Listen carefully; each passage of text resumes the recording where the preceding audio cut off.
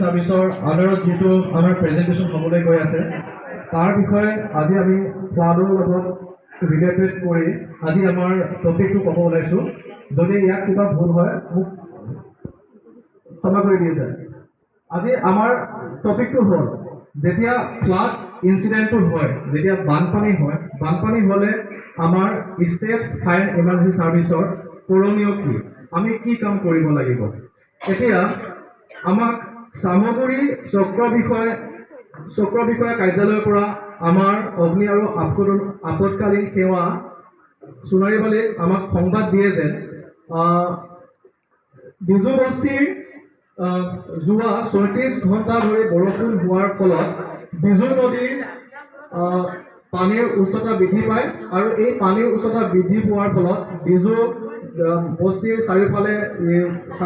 থকা কেইখনমান গাঁৱৰ লগতে ওচৰে পাজৰে থকা বিদ্যালয় লগতে বান আক্ৰান্ত হয় আৰু বান আক্ৰান্ত হোৱাৰ ফলত আমি উদ্ধাৰ কাৰ্য কৰিব লাগে বুলি সামগ্ৰী চক্ৰ বিষয়ে আমাক আদেশ দিয়ে আৰু আমি আদেশ পোৱাৰ লগে লগে আমি সোণাৰীবালি অগ্নি আৰু আপতকালীন সেৱা কৰ্ম তাৰ পৰা আমি আমাৰ প্ৰয়োজনীয় নাও আৰু লগতে আমাৰ উদ্ধাৰকাৰী দল আৰু লগতে আমাৰ ইকুইপমেণ্টছ যেটো আমাৰ নাও থাকিব বোট থাকিব IRB আৰু OBN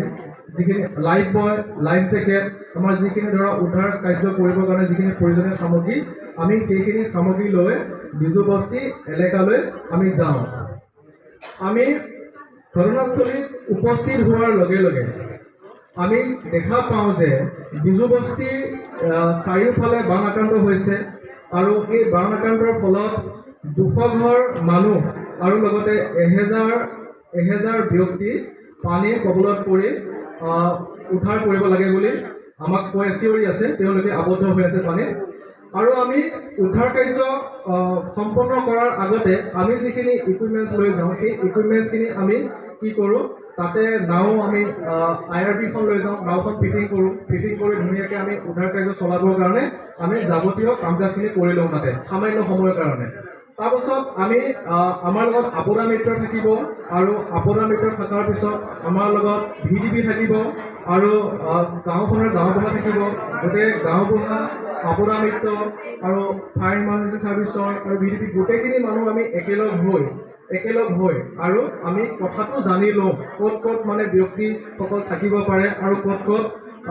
মানে থকাৰ সম্ভাৱনা আছে আমি সিহঁতক উদ্ধাৰ কাৰ্য কেনেকৈ চলাব লাগিব আমি তাৰ পৰা পৰামৰ্শ লওঁ তাৰপাছত আমি পৰামৰ্শ লোৱাৰ পিছত আমি কি কৰোঁ আমি উদ্ধাৰ কাৰ্য সম্পন্ন কৰোঁ আৰু উদ্ধাৰ কাৰ্য সম্পন্ন কৰাৰ পিছত আমি কি কৰোঁ যেতিয়া ঘটনাস্থলী বুজ লোৱাৰ পিছত উদ্ধাৰ কাৰ্যত আমি লাগি যাওঁ আৰু আমাৰ দলে সংকটজনক বানপীড়িত লোকসকলক আৰু তাৰপিছত মেজৰ বানপীড়িতসকলক আৰু শেষত মাইনৰ বানপীড়িতসকলক বিভিন্ন উদ্ধাৰ কৌশলৰ জৰিয়তে উদ্ধাৰ কৰি অস্থায়ীভাৱে নিৰ্মাণ কৰা স্বাস্থ্য শিবিৰলৈকে লৈ আহে মানে বানপানী হোৱাৰ এলেকাটো এটা অস্থায়ী স্বাস্থ্য শিবিৰ নিৰ্মাণ হৈ থাকে আৰু সেই অস্থায়ী স্বাস্থ্য শিবিৰত আমি উদ্ধাৰ কৰি অনা যিসকল ব্যক্তি পানীৰ কবলত পৰি থাকে তেওঁলোকক উদ্ধাৰ কৰি আনি আমি অস্থায়ী স্বাস্থ্য শিবিৰলৈকে দিওঁ আৰু বাকীখিনি কাম আপোনাৰ স্বাস্থ্য বিভাগে কৰিব গতিকে আমি উদ্ধাৰ কাৰ্য আমি তাৰপিছত কি কৰোঁ উদ্ধাৰ কাৰ্য চলি থকাৰ অৱস্থাতে আমাৰ দলে নাও লৈ ওখ ঠাইত আবদ্ধ হৈ থকা বানপীড়িত লোকসকলক উদ্ধাৰ কাৰ্য নিয়োজিত হয় আৰু কেতিয়াবা কি হয় বানপানী হৈ যোৱাৰ ফলত মানে এনেকুৱা ফ্লেছ ফাইট ফ্লাড হৈ যায় বানপানী ইমান খৰতকীয়া গতিৰে বানপানী বাঢ়ি যায় আৰু বাঢ়ি যোৱাৰ ফলত কি হয় কিছুমান ব্যক্তি পানীৰ লগতে উটি যাব পাৰে বা কিছুমান ব্যক্তি কোনোবা ওখ ঠাইত থাকিব পাৰে বা কিছুমান ব্যক্তি ঘৰৰ ভিতৰত আবদ্ধ হৈ থাকিব পাৰে তেতিয়া সেই আমি প্ৰতিককে বিভিন্ন ধৰণে আমি কি কৰোঁ উদ্ধাৰ কাৰ্য সম্পন্ন কৰোঁ কোনোবা যদি ওখ ঠাইত আছে তেতিয়াহ'লে আমি নাওৰ লগত আপোনাৰ লাইফ বয় লাইফ জেকেট আৰু ৰছী বিভিন্ন ধৰণৰ সা সৰঞ্জাম থাকিব আমি সেইবোৰ লৈ যায় ওখ ঠাইত থকা ব্যক্তিসকলক আমি উদ্ধাৰ কাৰ্য চলাই এটা সুস্থ পৰিৱেশলৈকে আনিবলৈ চেষ্টা কৰোঁ তাৰপিছত আকৌ কি হয় কেতিয়াবা কিছুমান ব্যক্তি পানীৰ কবলত পৰি উটি যায় তেতিয়াহ'লে আমি সেইটো ক্ষেত্ৰত আৰু কেতিয়াবা কিছুমান ব্যক্তি পানীত পৰি ককবকাই থাকে। ককবকাই থকা ব্যক্তিসকলক আমি কি কৰোঁ, আমাৰ লাইফ বয় আৰু লাইফ জেকেট থাকে, লাইফ জেকেট আমি নিজে নিজৰ সুৰক্ষা ছেফটিৰ কাৰণে আমি লাইফ জেকেটটো পৰিধান কৰি আৰু লাইফ বয়টো লৈ আমি পানীত যিহেতু ককবকাই থকা ব্যক্তিসকলক আমি লাইফ বয়টো দলিয়াই দি আমি তেওঁলোকক আমি সুৰক্ষা দিওঁ, যাতে তেওঁলোকৰ মৃত্যু মুখৰ পৰা যাতে বাচি আহে। আমি উদ্ধাৰ কাৰ্য চলাওঁ তেনেকৈ। তাৰপিছত আমি কি কৰোঁ, এতিয়া উদ্ধাৰ কাৰ্য চলি থাকোঁতে আন্ধাৰ হোৱা পোহৰৰ ব্যৱস্থাৰ বাবে বিভাগীয় কৰ্তৃপক্ষই মঞ্জুৰ কৰি দিয়া পাৱাৰ লাইট আৰু search and rescue light, flash light. এতিয়া যিহেতু ৩৬ ঘণ্টা ধৰি যিহেতু বৰষুণ পৰি আছিলে, বৰষুণ পৰাৰ ফলত বিজু নদীৰ পানী বাঢ়ি আছে আৰু পানী বাঢ়ি যোৱাৰ ফলত কি হৈ যায়, পানীয়ে যিফালে ডাউন পাই সিফালে গতি কৰে আৰু এই পানী বাঢ়ি যোৱাৰ ফলত কি হয়, আমাৰ কাৰেণ্টৰ ছাপ্লাইটো নোহোৱা হৈ যায়। যিটো APDCL ভূমিকা কাৰেণ্টটো কাটি দিব লাগে, কাটি দিয়ে আৰু তাতে পাৱাৰটো অফ হৈ যায় আৰু আমাৰ চাৰ্চ এণ্ড ৰেস্কিউ অপাৰেশ্যন কৰি থাকোঁতে এন্ধাৰ হৈ যোৱাৰ ফলত আমাৰ কি হয়, আমাৰ অসুবিধাৰ সন্মুখীন হয়। গতিকে আমি কি কৰোঁ, আমাৰ যিটো ডিপাৰ্টমেণ্টৰ পৰা প্ৰভাইড কৰা যিটো টাৱাৰ লাইট আছে, ৰাতি আমি চাৰ্চ এণ্ড ৰেস্কিউ অপাৰেশ্যন কৰিব পৰাৰ কাৰণে যিটো ইনফ্লেমেবল টাৱাৰ লাইট ৰাতি অপাৰেশ্যন কৰিবৰ কাৰণে সেইটো আমি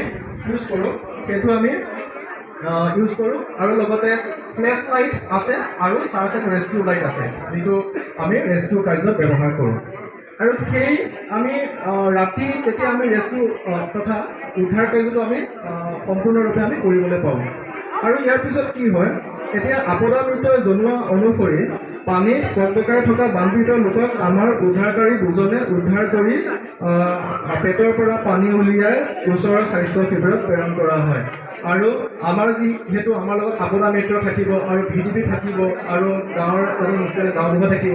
গতিকে তেওঁলোকে আমাতকৈ বেছি অভিজ্ঞ, গাঁওখনৰ কোনখিনি জেগাত কোন ঘৰ মানুহৰ ঠাইত আপোনাৰ মানুহ আবদ্ধ হৈ আছে বা কোনকেইজন মানুহৰ বিপদসংকুল পৰিৱেশটো বেছি হৈছে, তেতিয়া আমাক অৱগত কৰিব আৰু আমি অৱগত কৰাৰ লগে লগে আপদ মিত্ৰসহ গাঁওবুঢ়াৰ লগত লগ লাগি আমি সেই ব্যক্তিকেইজনক উদ্ধাৰ কাৰ্য চলাবলৈ আমি সক্ষম হওঁ আৰু লাইফ জেকেট আমি পৰিধান কৰি লাইফ বয়ৰ সহায়ত আমি উদ্ধাৰ কৰোঁ। আৰু ইয়াৰ ফলত কি হয়, আমাৰ এই গোটেইখিনি ৰেস্কিউ প্ৰক্ৰিয়াটো উদ্ধাৰ কাৰ্য আমি এনেকৈ সম্পন্ন কৰোঁ আৰু গোটেইখিনি চাৰ্চ এণ্ড ৰেস্কিউ অপাৰেশ্যন সম্পন্ন কৰাৰ ফলত আমি কি কৰোঁ,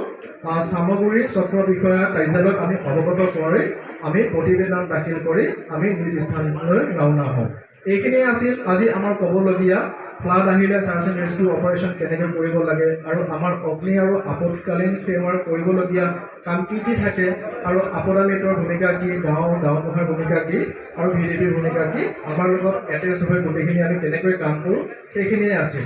ঠিক আছে, ধন্যবাদ সকলোলৈকে। শ্ৰদ্ধা থাকিল, ধন্যবাদ, নমস্কাৰ।